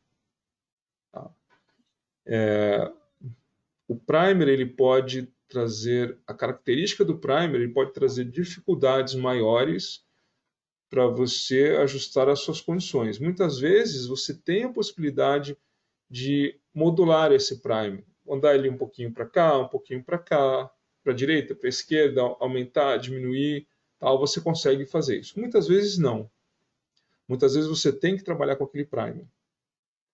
E se esse é o caso, você tem que trabalhar com este primer, e este primer está primeiro. A gente tem que, como eu disse acima, né, nós temos que entender um contexto, ou seja, a topologia da DNA que você quer amplificar. Isso é muito importante. Repito, pessoal, sugiro fortemente a vocês visitarem nosso webinário sobre Mike. Tá? Pode ajudá-los em muito. Confie em mim. Muito bem. Então, a hora que você analisa, primeiro, você tem que entender a topologia da região que você vai amplificar. Você tem que entender se aquele primer é necessidade de você usar este primer ou se você pode modular isso. Perfeito? Bom, essa análise vai trazer um conjunto de condições iniciais. Vai falar de possíveis regiões difíceis de amplificar ao redor. Vamos falar possíveis estruturas secundárias que a sequência ao redor ou a sequência que você quer amplificar tem em situação normal, né, com DNA extraído. Ele vai te falar se você tem uma alta concentração de GC, por exemplo, e ele vai te falar se aquela composição do seu primer tem algumas regrinhas básicas que, né, você tem que evitar a sequência de 3 GC, por exemplo, coisas do tipo, né? Tem aquelas regrinhas básicas, mas você vai ter esse panorama inicial. A partir dele, você fala, bom, tudo bem, isso que eu tenho para trabalhar. Então, o que eu vou fazer? Eu vou usar um tampão, uma enzima que vai você vai facilitar a amplificação dessa região. Eu vou usar um aditivo no meu PCR, tá? Isso você consegue ver e facilmente você consegue ajustar melhor essas condições usando uma reação singleplex ali no Cyber, porque é mais simples, tá? Então você vai ajustar essas condições todas, você vai começar a brincar ali, bom, eu tenho a minha amplificação é bem específica, não é? Eu vou aumentar a quantidade de magnésio, eu vou usar um tampão que tem cloreto de cálcio ou sulfato de magnésio. Eu vou usar um aditivo. A concentração de NTPs, eu vou me preocupar com ela ou não? Lembre-se, né? A concentração de NTP, a concentração de magnésio, a composição e concentração do sal do tampão que você usa são forças que interagem com o seu primer e o seu DNA nessa ligação. Elas também vão... o magnésio não é só um cofator de atividade da polimerase, tá? Ele vai implicar naquela força, naquela conjunção de forças que vai tornar a ligação do seu primer ao DNA de forma mais astringente ou não. Então, na hora que você analisa todo esse conjunto de informações, faz uma análise e aí você vai validar, vai testar diferentes condições. Vou ajustar aqui o TM, eu vou fazer 60, 60,5, 61, 62, enfim. Eu vou modular aqui, vou fazer uma titulação do meu magnésio. Vou talvez, pode ser enganoso achar que você vai colocar mais DNTP e vai amplificar mais DNA, talvez não, entendeu? A quantidade de DNA que você vai usar, ela pode ser inibitória. Então, tudo isso que eu estou te falando, você me perguntou da eficiência dos primers. Então, a eficiência do primer é a eficiência da sua reação. E ela está imbricada a essa série de fatores. Difícil você olhar o primer e ver a eficiência dele. Claro, tem umas regrinhas muito básicas para você desenhar primer, olhando só para o primer em si. Você tem uma concentração de GC, você tem que ter uma quantidade de AT e GC na porção 5 linha, na porção 3 linha. Você tem que essas diretrizes mais gerais. Mas tem horas que você não tem escolha. Não, entendi. Então, no caso quando a gente faz a PCR em tempo real pelo Cyber, então essas são, a gente tem que, na verdade, padronizar de alguma forma nossa reação, com todos os parâmetros que você tinha colocado. Diferentemente na sonda Tachman, onde você não precisa fazer isso, porque já está tudo padronizado para você fazer aquela reação. Então, esse seria o conceito, na verdade. Eficiência da reação não seria não dos primers, sino a eficiência da reação, o que eu entendi que você colocou, não é? Sim, mas mesmo com o Tachman, mesmo usando uma sonda, com a sonda, essas variáveis, elas continuam lá. A única coisa é que você a região que você amplifica é normalmente menor, e você tem um fator adicional, que é aí o TM da sua sonda. Você adiciona um fator.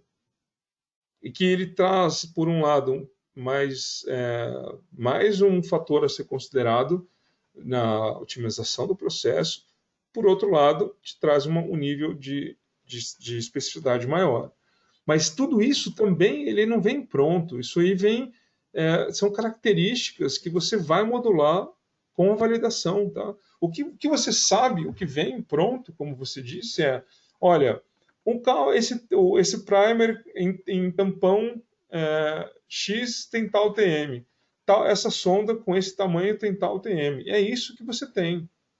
Agora, nas condições que você vai usar, se é singleplex, se é multiplex, no tempo real, uma coisa é fazer multiplex, outra coisa é singleplex. Primeiro você tem que entender como cada um dos seus pares de primers e respectivas sondas funciona. Depois você coloca todos e você vai fazer uma outra validação para multiplex. É um processo artesanal, bastante artesanal. A informação enlatada, digamos assim, ela é difícil você simplesmente pegar aquilo, usar e esperar que a sua reação seja a mais eficiente possível. Tá? Eu garanto que a qualificação é necessária. Aí, no caso, os kits para cyber, os kits para attachment que vocês têm, eles vêm com o ROX já incluído? Nós temos ambos. Isso é outra coisa que, desculpem, eu esqueci de comentar. Hoje em dia nós temos kits com ou sem ROX, com a adição de DUTP e UNG, ou seja, uracil DNA glicosilase, para você fazer para você eliminar possíveis contaminações. Você tem kits que vão usar diferentes enzimas mais adequadas para uma condição ou para outra. Você tem enzimas com diferentes características de hot start que vão permitir talvez um ajuste de maior sensibilidade para o seu kit, para a sua reação. Tá? Nós temos um portfólio bastante interessante e compreensivo de kits, desde com, sem cyber, com, sem DUTP barra UNG, com diferentes enzimas. Tá? Então, entre em contato conosco e a gente passa para vocês as opções que nós temos. Nós trabalhamos majoritariamente com duas marcas que são excelentes para kits de PCR e PCR em tempo real. A Solis Biodyne, que é uma empresa da Estônia, e a Transgen, que é uma empresa chinesa, que são reagentes de grande qualidade. Tá? E vocês podem, depois a gente pode mudar os links. Qual é o e-mail que a gente utiliza aqui para pedir essas informações desses kits? Vocês podem escrever para o sinapse@sinapsebiotecnologia.com.br, podem escrever direto para mim, douglas@sinapsebiotecnologia.com.br. Vocês podem entrar em contato conosco através das redes sociais, é muito fácil de achar. Vocês podem entrem no canal do YouTube nosso e vocês conseguem também clicar, ver esses webinários gravados e entrar nos links, né, das redes sociais. E o telefone da Sinapse. Eu tinha perguntado, porque eu vi, na verdade, que tem um cálculo de eficiência da expressão gênica relativa à correção, na verdade, pelo método PAF. Não sei se tem familiaridade com esse método PAF e usando o Excel. Então, mas aí você vai estar calculando não a eficiência, está calculando a expressão gênica. E isso, para você fazer esse cálculo, está implícito que o seu ensaio foi validado, existe uma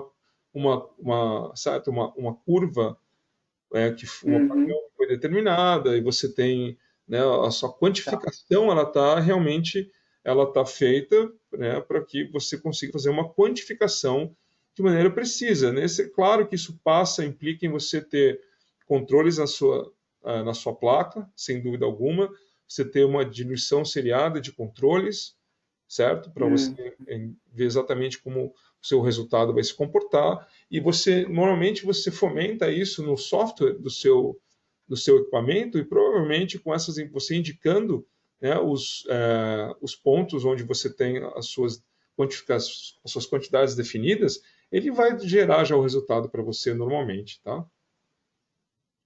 Tá. E você também tem sondas Tachman, vocês? Nós não trabalhamos com a síntese de sondas, só sondas.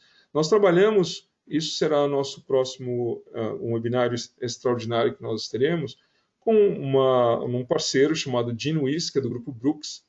Eles fazem síntese de óligos, tá? E sondas, mas normalmente não é uma síntese convencional, não é para um processo convencional, normalmente é para produtos um pouco mais mais delicados de produção, não é um produto corriqueiro comum, tá? Mas, mas isso é muito fácil você mandar sintetizar as sondas hoje em dia. Eu só queria concorrer. O Douglas, Diga. Douglas, o Gustavo deve estar falando daquelas sondas prontas, né?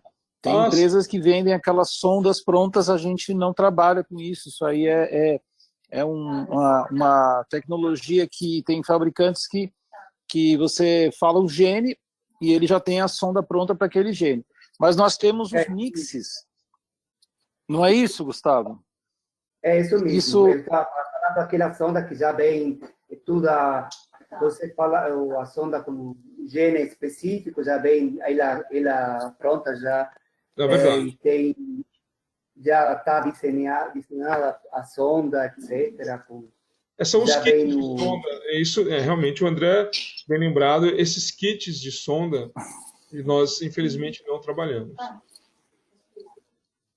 A gente trabalhava, mas quando houve a fusão da Thermo, quando a Thermo comprou a Life Sciences, né, in vitrogen, ela preferiu ficar só com in vitrogen. E a gente tinha isso de um outro, era um produto que nós tínhamos também, mas ficou só em vitrogen.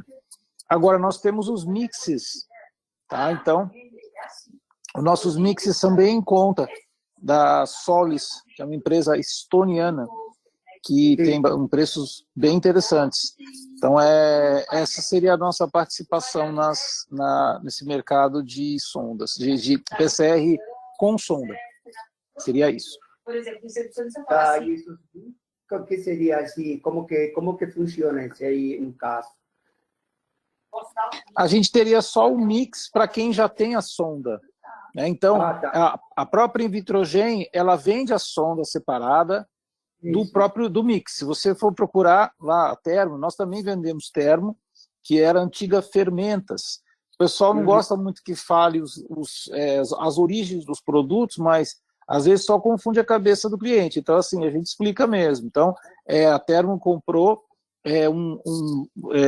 a Fermentas, que era a nossa principal empresa, continua sendo a nossa principal empresa de biologia molecular. E nós temos os kits, que é só um mix para você adicionar as sondas. Tá? Se você for olhar, eles também têm esse approach. Eles vendem o mix separado e as sondas, né, eles vendem o mix separado das sondas. Então, você pode ter a liberdade de comprar as sondas em um lugar. Se você desenvolver a tecnologia própria da sua própria sonda, você sintetiza. Nós também temos a síntese, mas eu vou falar para você que você pode comprar hoje síntese de DNA em diversos lugares. A GeneWiz é muito mais serviços de clonagem, serviços de NGS. Ela é uma empresa muito mais sofisticada nessa parte de serviço do que uma síntese pura e simples de oligonucleotídeos. Então, assim, se bem que a síntese de oligonucleotídeo com sonda, com fluoróforo, não é algo tão simples, requer pelo menos, no mínimo, a purificação. Né? Muitos deles, purificação por HPLC. Então, muitas vezes, assim, eu recomendo sempre que quando você vai comprar um óleo especial, você procure comprar de um fornecedor bem tradicional, digamos assim, tradicional. Tá? Então, mas é uma opção. Muita gente começa com a sonda. A vantagem da sonda pronta é que ela resolve a sua vida se você quer só chegar e falar, tá expressando. Mas ela tem um problema que, por exemplo, a Invitrogen não revela, até o quanto eu saiba, ela não revela a sequência. Não. Tá? Então, isso pode ser... Não revela a sequência. Então, isso pode ser um problema. Então, dependendo do que você vai fazer, às vezes você até pode começar testando o seu modelo com uma sonda comprada, mas o caminho melhor, que eu acredito, é você também desenvolver lado a lado com essa sonda pronta, que já está otimizada, a sua própria sonda, né? O seu próprio... quer dizer, você ter os seus primers, que é uma coisa, e a sonda que é outra. A sonda que vai ali no meio do seu gene, um determinado ponto do seu gene para a hidrólise, né? E aí liberando o sinal. Então, eu acho que é legal trabalhar as duas coisas, a sonda pronta e uma sonda feita. E sempre tendo um mix. É isso aí. Uma sequência. Diga, Douglas. O trabalho é justamente esse, como eu comentei. Todo o trabalho de validação de maneira bastante criteriosa e específica, que vai te dar, então, a receita pronta, falou, olha, para essa sonda, nessas condições, com essa sonda, o resultado esperado é esse. Tá? Esse é o trabalho de validação que eles te vendem junto com a sonda, certo? Até por isso que eles provavelmente não divulgam exatamente o desenho, porque, vejam, pessoal, reitero, revisitem o Mike, tá? O desenho da sonda, o desenho dos primers é muito importante no processo. Então, especialmente quando você tem uma região variável, você pode modular qual região você vai amplificar, aonde você vai colocar seus primers, aonde você vai colocar a sua sonda. Isso é um trabalho exaustivo de validação, testes empíricos. Então, você compra o pacote que vem com, já vem esse estudo implícito, ou você faz ele in-house. Exatamente. Aí eu perdi a primeira parte da apresentação, mas no caso do usar o Cyber, a gente só precisa desenhar os primers para um determinado segmento que a gente quiser, no caso, amplificar, mas aí só precisa os primers, no caso do Cyber, não? Correto. Porque aí ele vai, a emissão é mediante o Cyber, não? Exatamente. Aí só precisa usar primers, não é? Correto. Aí você vai usar a tecnologia, a metodologia do Cyber, ou seja, você vai ter um intercalante que emite fluorescência, certo? Então você vai... mas aí eu estava pensando, e aí no outro caso de a gente desenhar a sonda aos primers e a sonda com os fluorósforos que eles chamam de com um que inibe o fluoróforo, não? Um quencher, e o outro que é o reporter, não? Sim, sim. Essa é a tecnologia da sonda de hidrólise. A gente Quencher também. Desculpa, fala. A gente pode desenhar os primers e mandar fazer essa sonda com o fluoróforo, com o quencher. No caso, seria mais você conhecer exatamente a sequência. Esse seria, em lugar de comprar já tudo pronto, não? Olha, normalmente, quando você, onde você mandar produzir sua sonda, você vai indicar qual fluoróforo você quer. E eles têm esse estudo já, tem os pares já bastante bem determinados dos quenchers mais eficientes para aquele fluoróforo. Tá? Normalmente você indica o fluoróforo e aí eles indicam o quencher adequado, a não ser que você queira algo bastante específico. Mas sim, sem dúvida alguma.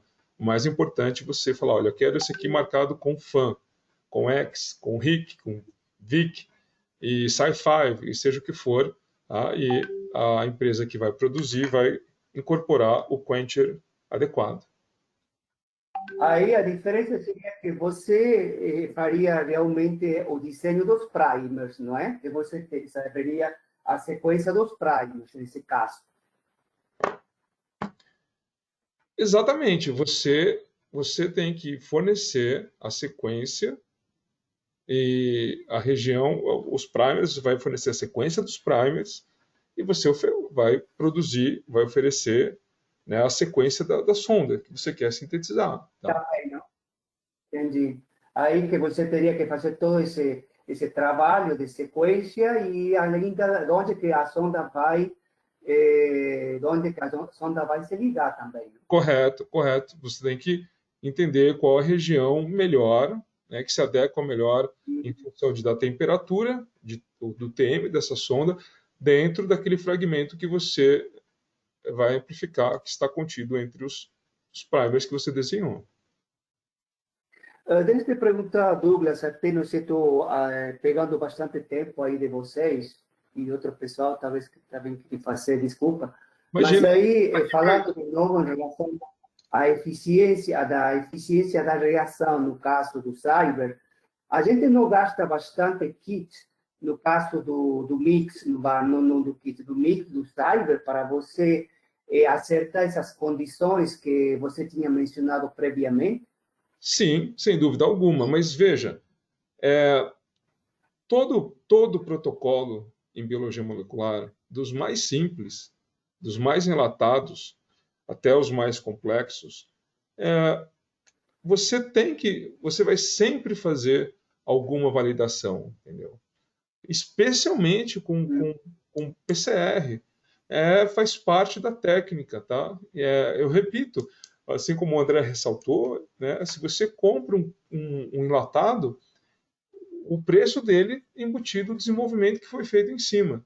Senão, você vai ter que fazer o seu trabalho de começando lá no desenho, bem feito, bem analisado, tal, que gera condições propícias para o maior sucesso da reação. Daí a escolha do seu kit, né? Mesmo a melhor escolha possível para aquela sua aplicação, você vai ter que fazer uma validação, fazer um ajuste, você vai ter que ajustar ali, bom, poxa, eu usei essa enzima, esse tampão, eu vou mudar um pouquinho a condição de magnésio para ficar um pouquinho melhor, eu vou ajustar aqui a temperatura de amplificação e a temperatura do TM. Você faz esses ajustes, eles são imprescindíveis para eficiência e para a melhor qualidade do seu resultado. Assim, não tem muito jeito. O kit ele vai te dar um enlatado, né? Mas ele também te traz restrições. Como eu disse, se você compra um kit registrado para diagnóstico molecular pronto, ele vai falar, olha, nessas condições específicas, o resultado será esse. Ele fez o estudo de validação e interpretação para você.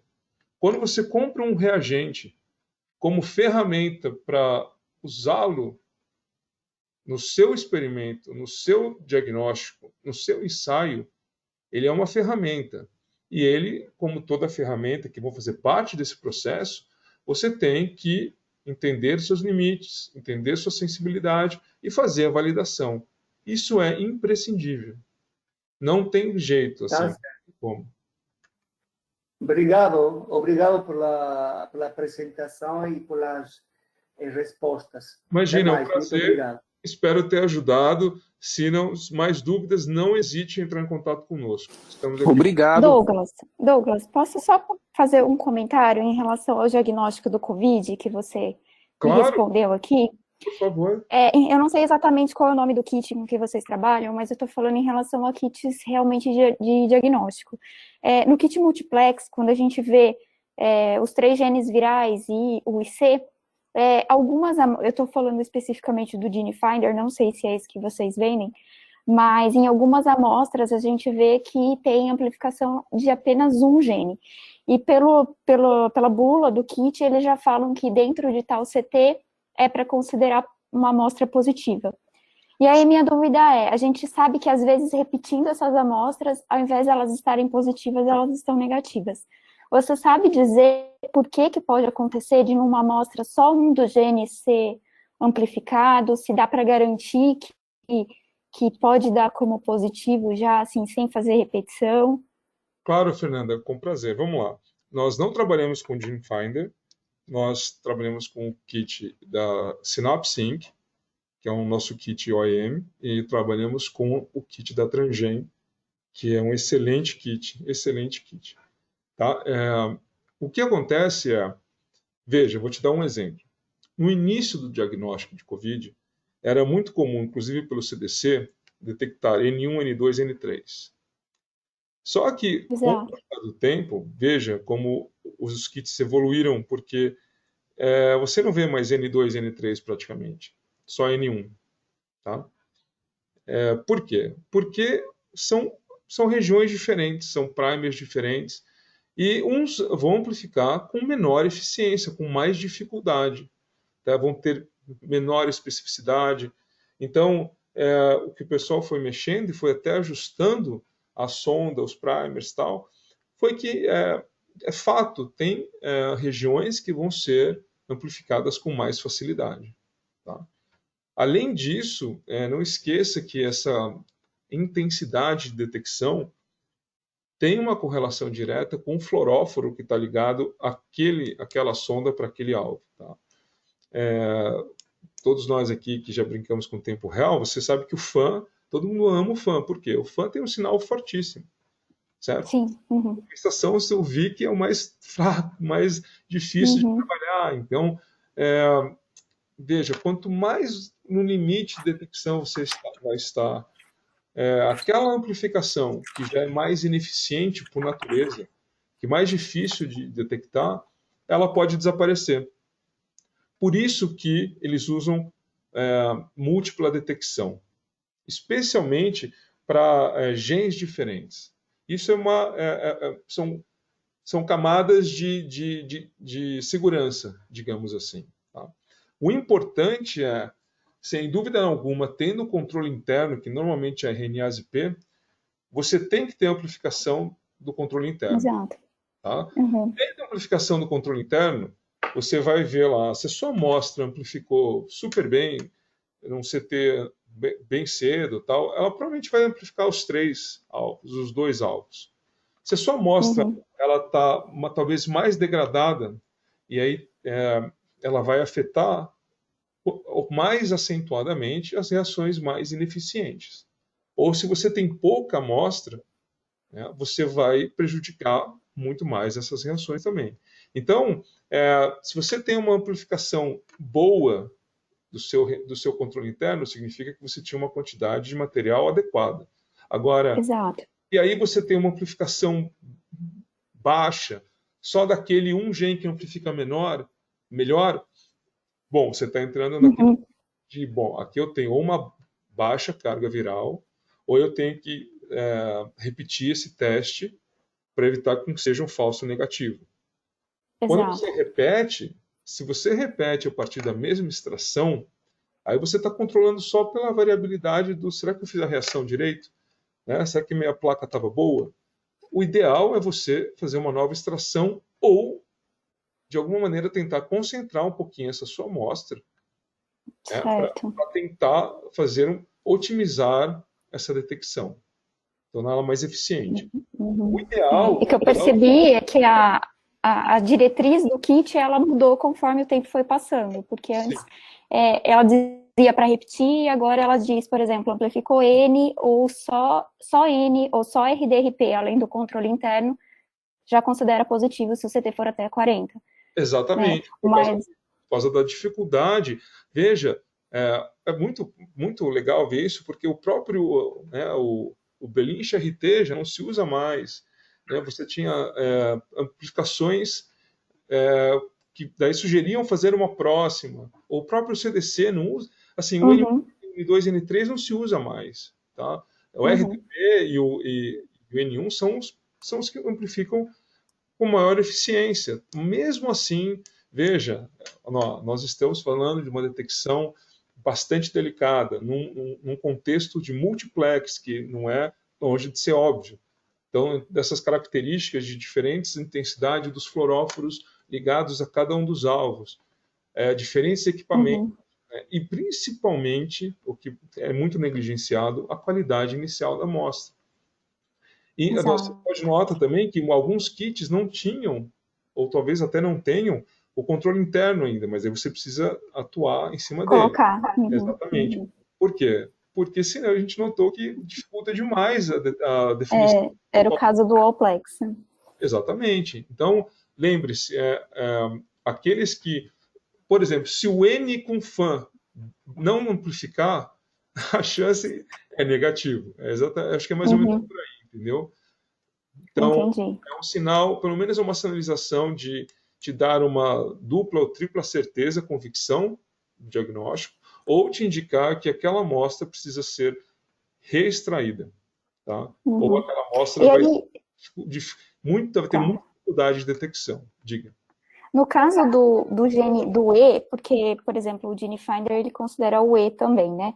O E, ele diz que é um beta-coronavírus. E aí, ele não fala se é positivo ou negativo, ele fala que é um beta-coronavírus. Então, eu não sei se os kits, se esses outros kits que vocês trabalham, eles têm uma diretriz mais certeira em relação a dizer se a amplificação desse só de E é positiva ou tem alguma outra coisa para fazer. Isso vai ser extremamente kit dependente, sem dúvida alguma. Como você disse, o E vem ainda do remanescente do Berlin Charité, né? Então, não é específico para o nosso SARS-CoV-2, é mais para SARS-CoV. Então, mas por que isso no começo? Porque estava se iniciando o diagnóstico, o pessoal estava aprendendo a fazer ainda. Então, precisa detectar alguma coisa, né? De repente, detectou SARS-CoV, provavelmente é SARS-CoV-2, né, nesse momento, porque é o que tinha de literatura, o que tinha de melhor validado. Então, isso evoluiu, indiscutivelmente. Nossos kits, eu posso abrir para você, mas daí eu prefiro que você entre em contato comigo, conosco. Claro. Nós podemos enviar para você os 2 kits, a composição dos 2 kits que nós temos, certo? E quais alvos são detectados, o LOD deles, e em todos eles vão vir, olha, essas diretrizes, que é fruto daquilo que eu comentei com o pessoal acima, que é da validação feita para o kit. Tá? Os kits completos, que já vêm as sondas e primers, ele vai te dar uma coisa mais fácil, porém, condições mais restritas. Eles vão ser muito mais específicos. Falar, olha, se você... a diretriz de diagnóstico é essa, tá? Então, ponto. Aí, claro, mesmo assim, como ele é um kit RO, ou seja, para pesquisa apenas, e você vai gerar um diagnóstico a partir da utilização dessa ferramenta, no seu laboratório você vai validar, indiscutivelmente. Por favor, isso é fundamental, pessoal. Muito importante. Não deem diagnóstico com qualquer kit para pesquisa, ou seja, que é usado para você determinar, construir o seu ensaio in-house sem validação. Não vá só o kit falar isso, ótimo, esse aqui é meu ponto de partida. Agora, o que determina a eficiência, o bom uso, o LOD do meu kit, a confiabilidade do meu ensaio é a minha validação. Tá bom? Ô Douglas. Obrigada. Diga. Tem uma pergunta da Ciliana, desculpa, perdão, eu estou falando tanto, não percebi se você já respondeu, que ela pergunta se para fazer eficiência de PCR utilizando o Cyber, precisa utilizar primers novos, não utilizados em experimentos anteriores, e se ela precisa fazer a diluição. Bom, primers novos... Não, a gente tem que tomar cuidado, né? Aquelas boas práticas de laboratório, você tem que ter diluição mãe, diluição de trabalho, diferentes diluições de trabalho e tal. O único fato é evitar qualquer possível contaminação. Quando você tem um problema de detecção ou uma dúvida se está funcionando, se não está, qual que é a fonte do seu problema, você tem que ter os reagentes bastante bem acondicionados e soluções de estoque seguras que você pode voltar e fazer uma nova para evitar novas variáveis. Diluição seriada é fundamental para você validar a sensibilidade do seu teste, sem dúvida alguma. Né? Seja diluição seriada, seja de amostras com quantidades conhecidas ou já previamente amostras referência, previamente quantificadas, os seus spikes. Então, sim, a diluição seriada, aí você pode falar de diferentes maneiras. Né? Você vai colocar seu spike em amostras negativas, em diferentes quantidades. Não é necessariamente uma diluição seriada, mas é similar, entendeu? A ideia é você fazer uma abrangência de detecção que você é capaz de detectar com o seu ensaio. Sim, mas em última instância, uma diluição seriada, exatamente.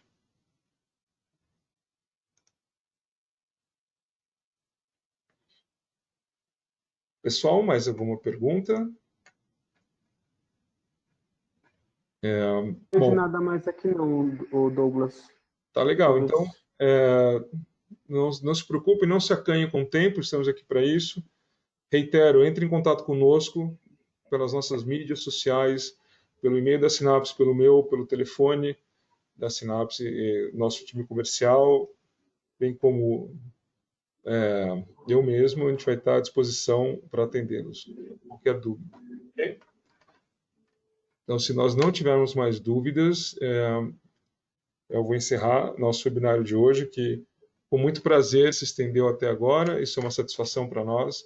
Então, espero vê-los no nosso próximo webinário, onde nós apresentaremos esse parceiro, que vai falar um pouquinho mais dos serviços que eles oferecem e a qualidade do serviço que eles oferecem de sequenciamento de DNA e RNA.